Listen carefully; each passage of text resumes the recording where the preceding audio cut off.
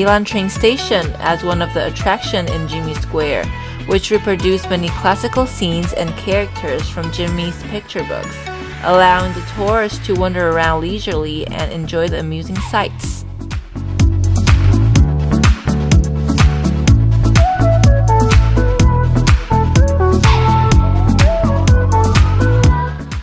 在城隍街上还有另外一座庙碧霞宫，它的创建非常有民族意识，是台湾少数以岳飞为主神的庙宇。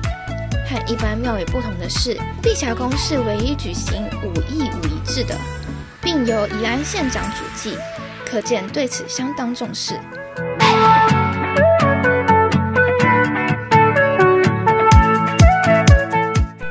宜兰 Distillery, known as 甲子兰 Wine Museum, was founded by Lin Qingyun and others in 1990. Red Dew wine was the main product at that time, which was made up of red tincture.